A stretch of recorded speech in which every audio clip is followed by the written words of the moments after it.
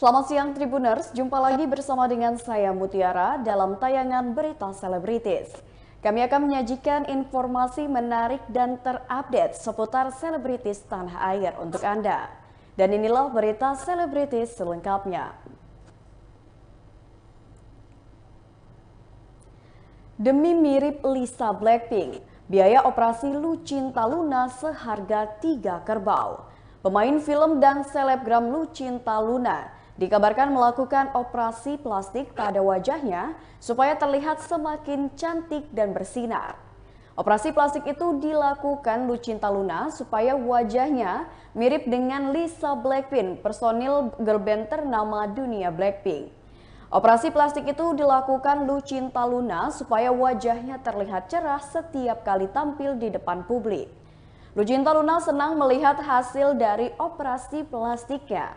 Wajahnya bahkan terlihat lebih segar dari sebelumnya. Lucinta Luna menginginkan tampilan dengan gaya baru yang berbau Korea Pop atau K-pop. Demi mewujudkan keinginannya tersebut, Lucinta Luna rela habiskan biaya operasi sebesar seharga 3 ekor kerbau. Berikut wawancara dengan Lucinta Luna. Dia. Habisin berapa? Habisin budget berapa? Kita ikut kebo.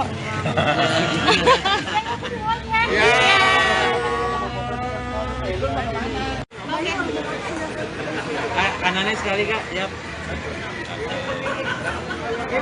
Oke, udah yuk. Ya, Bang Oteng.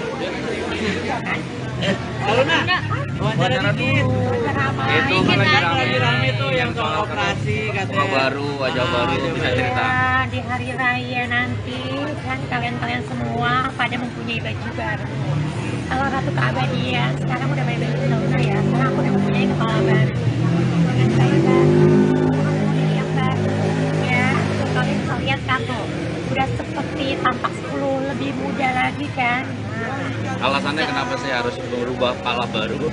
Alasannya ya karena Lucinta pengen aja dengan hal-hal yang baru yang berbau dengan Korea K-pop. Prosesnya kapan sih? Iya. Prosesnya ini lama sih ya. Sebetulnya sih dokter bilang dalam waktu 3 bulan udah mulai cantik, tapi ini sebentar aja udah cantik kan? Iya. Ya nggak sih? Berapa kali ini, Mang? Berapa kali Tindakan? Ini tindakannya sih lumayan lama sih, bisa 5 jam 6 jam. Lalu nah inspirasinya mungkin siapa sih, katanya Lisa Blackpink nih Iya, sekarang. kalau nggak Lisa Blackpink, tapi nggak masuk Lisa Blackpink, jadinya apa ya? Dia. Habisin berapa? Habisin budget berapa? Kita ikut kebo. Ya.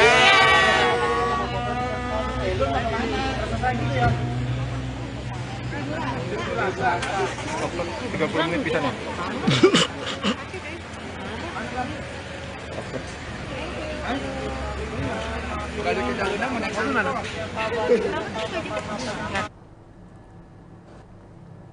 Berita selanjutnya datang dari Mayang terima tawaran sebagai peran utama dalam film horor. Mayang mulai mengikuti jejak akting mendiang Vanessa Angel kakaknya. Mayang adalah adik mendiang Vanessa Angel yang pernah mencoba bernyanyi. Kini Mayang menerima tawaran berakting di film horor. Mayang memainkan peran Putu Laksmi dalam film Lea Kajeng Kliwon, garapan rumah produksi Skyline Film dan Jegon Film. Film ini adalah film perdana untuk Mayang. Mayang berakting film sekaligus menjawab anggapan miring di media sosial bahwa dirinya tenar karena mendiang Vanessa Angel.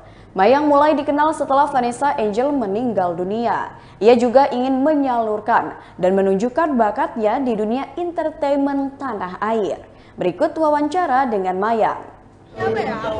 Dari kemarin lebih banyakin nonton film horor. Kayak buat preferensi buat nanti gambar aku nanti pas syuting. Ada rasa takut nggak? Ini kan film horor nih, genrenya horor gitu. Takut nggak sih mungkin? Dibilang takut sebenarnya nggak takut karena aku sendiri juga aku pecinta film horor. Terus juga apa ya? Mungkin aku sebuah tantangan aja sih buat aku, jadi kayak enjoy aja. Tapi semoga nggak ada apa-apa sih nanti pas proses syuting. Di publik sendiri kan sudah ramai nih, seakan-akan menjadi pesaing nih kan karena mulai debut main film juga nih, menyaingi Uji nih kayaknya. aku nggak mau ini ya, aku kalau itu no komen sih, kayak biar netizen aja menilai. Sedikit dong, update doang ya sedikit ya terkait yang kemarin ya kan, dan misalnya ingin dilaporkan itu gimana? Ingin dilaporkan update yang kemarin aja sedikit yang masalah skincare itu. Iya, itu masih berlanjut, cuman ya nanti diobrolin lagi sama kuasa hukum. Sebelumnya ada komunikasi nggak sih saat somasi itu, ada komunikasi nggak sih? Ya udah minta maaf, mau sebab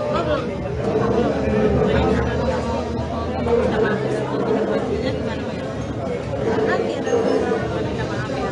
Tapi berarti banyak ini ya Pak, pertanyaannya jangan Ayah, ini jadi pembuktian nggak sih di tengah ramainya pemberitaan kamu, film ini jadi pembuktian nggak sih kalau ya gue layak juga untuk berkarya gitu di sini?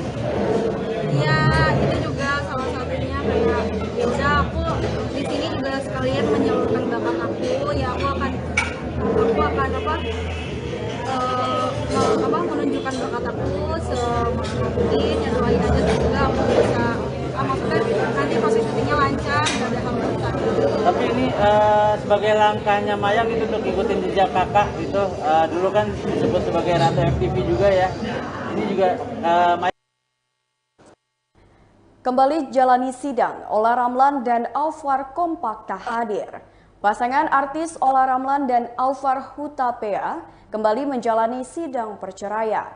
Sidang yang digelar di Pengadilan Agama Jakarta Selatan pada Senin 11 April 2022 itu beragendakan pembacaan gugatan cerai yang dilayangkan oleh penggugat yakni Olla Ramlan. Maruli Tampu Bolon, kuasa hukum Olla Ramlan menyampaikan jika sidang perceraian pada hari tersebut berjalan dengan lancar dan hasil mediasi telah dibacakan. Proses persidangan berjalan seperti yang diharapkan dan selanjutnya pembuktian akan dilakukan setelah Hari Raya Idul Fitri. Sidang yang berlangsung pada hari tersebut, Olla Ramlan serta Alvar Hutapea sama-sama tidak hadir. Namun Maruli Tampu Bolon mengaku tak tahu menahu saat ditanya terkait apakah Alvar Hutapea dan Olla Ramlan masih dalam satu rumah atau tidak. Berikut wawancara dengan pihak kuasa hukum. Kemudian dilanjutkan e-court ya, para pihak itu sepakat, jadi litigasi dulu, tahap jawab menjawab semua nanti dari e-court, baru kesini lagi pada saat pembuktian. Berarti mulai minggu depan sampai nanti akhirnya pembuktian? Iya, mungkin sampai akhir, sampai setelah akhir. Dong, ada kemungkinan masih mengingatkan sidang pertama kemarin, keduanya romantis ya mengajarkan sidang perdana. Ya. Kalau tanya kemungkinan sih mungkin aja ya, kita nggak pernah tahu. Iya, kalau mungkin mah saya nggak bisa jawab enggak atau iya gitu. Tapi yang jelas dari kemarin mediasi ya kita lanjut ke proses persidangan selanjutnya gitu. Ya, tidak berhasil lah.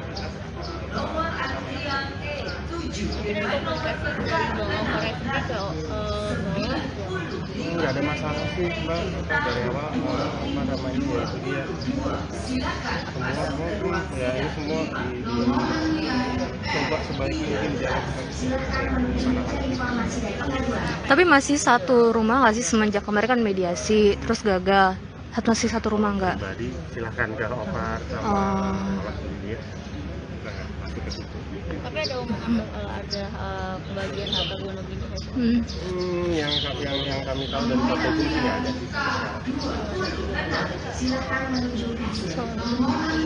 Berarti soal hak asuh.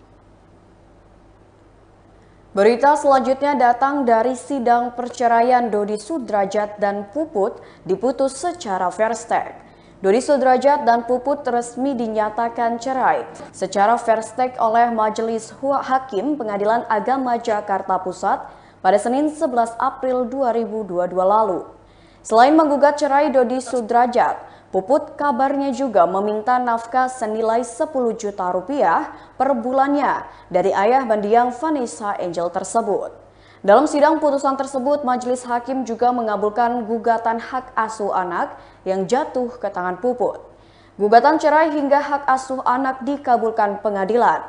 Namun permintaan Puput terkait nafkah senilai 10 juta rupiah dari Dodi Sudrajat ditolak hakim. Hakim menolak permintaan Puput yang meminta jatah nafkah 10 juta rupiah per bulan dari Dodi Sudrajat untuk menghidupi putrinya. Sebagai informasi, Puput memiliki seorang putri dari pernikahannya dengan Dodi Sudrajat. Lebih lanjut, permintaan tersebut ditolak hakim karena Dodi Sudrajat disebut tidak memiliki pekerjaan. Hal itu diungkapkan langsung oleh kuasa hukum Puput. Kuasa hukum Puput mengatakan hakim menolak permintaan kliennya terkait jatah nafkah anak dari Dodi Sudrajat. Oleh karena itu Puput pasrah lantaran dirinya harus bekerja untuk menafkahi putrinya. Berikut wawancara dengan pihak kuasa hukum. Selain hak asuh anak tadi mungkin apa saja sih Bang yang poin gugatan? Ya, kita hanya minta gugat cerai, hak asuh anak. Ada juga kita masukkan untuk biaya anak ya, cuman biaya anak tadi nggak dikabulkan karena itu kan tergugat nggak hadir juga. Kedua, tergugat kan nggak ada pekerjaan gitu ya. Jadi untuk memberikan nafkah kepada anaknya yang kita minta 10 juta itu mungkin agak kesulitan ya, agak keberatan juga. Berarti itu harta gono gini juga Bang? Untuk harta gono gini belum ya, ini baru gugat cerai aja ya. Gono gininya belum. Dari mungkin nggak ada. Dari Mbak Puput sendiri berarti itu meminta 10 juta per bulan ya Mas ya? Iya, sebenarnya itu hak anak untuk membiayai anak itu hak orang tua ya, apalagi bapak ya. Tapi kita mintakan juga ke dalam gugatan kita. 10 juta per bulan. Ya. Dan itu tidak di ACC barusannya dengan alasan dari tergugat sendiri tidak memiliki pekerjaan. Ya, satu tergugat tidak memiliki pekerjaan, kedua kita tidak mampu membuktikan penghasilan dia mampu untuk mencukupi 10 juta sebulan. Itu nggak jadi masalah sih. Yang pasti dia seorang bapak punya tanggung jawab ya kepada anaknya ya. Tapi untuk sejauh ini Aisyah tinggal dengan siapa Bang? Mbak Puput ya. Tetap sama Mbak Puput. Hari ini Mbak Puput tidak hadir, ada yang disampaikan Mas? Ya, dia menyampaikan terima kasih udah persidangannya udah berjalan yang cepat. Dia juga ya berharapnya seperti itu sih. Alasan tidak hadir? Dia udah menyerahkan ke kita, makanya dia nggak hadir, hanya waktu sidang pertama, sidang kedua aja.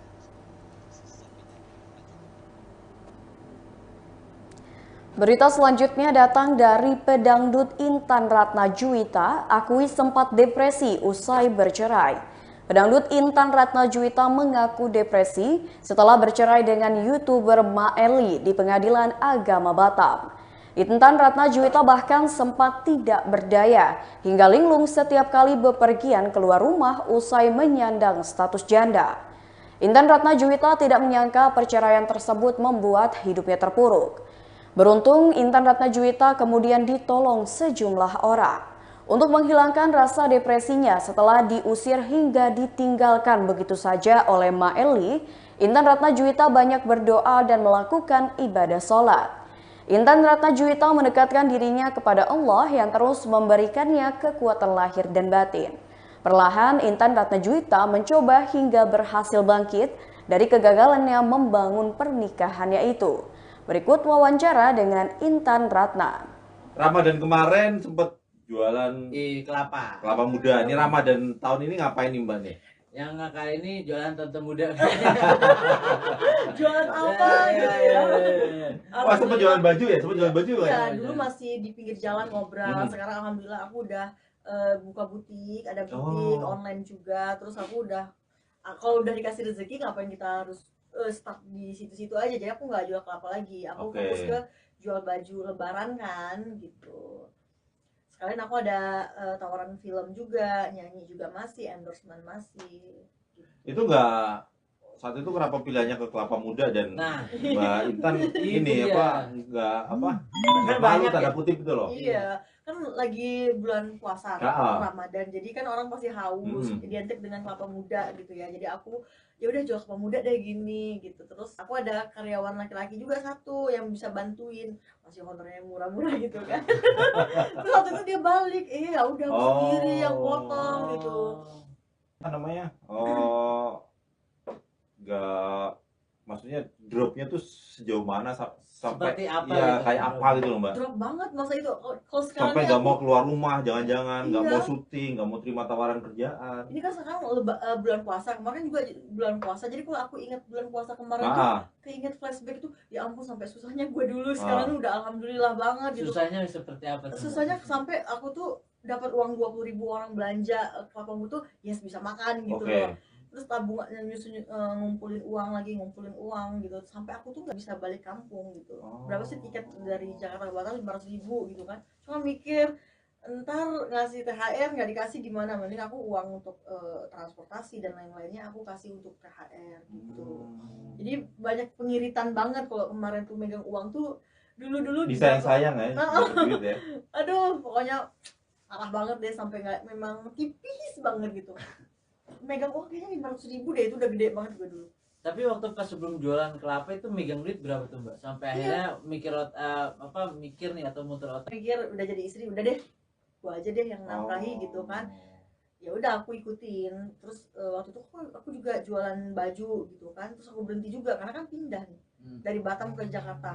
Jadi aku ke Jakarta, jadi berhenti nih jualan. Setelah aku cerai, aku lanjutin, ada sisa-sisa barang aku bawa ke Jakarta. Berharap nafkahi tapi nyata ya. Iya, uang nafkah kan udah Iya. secukupnya dia kasih Iya, nafkah. betul. Aku kasih keluarga, bayar ini bayar itu kan pas-pas. Baiklah Tribuners, itulah berita selebritis bersama dengan saya Mutiara. Selamat siang dan sampai jumpa.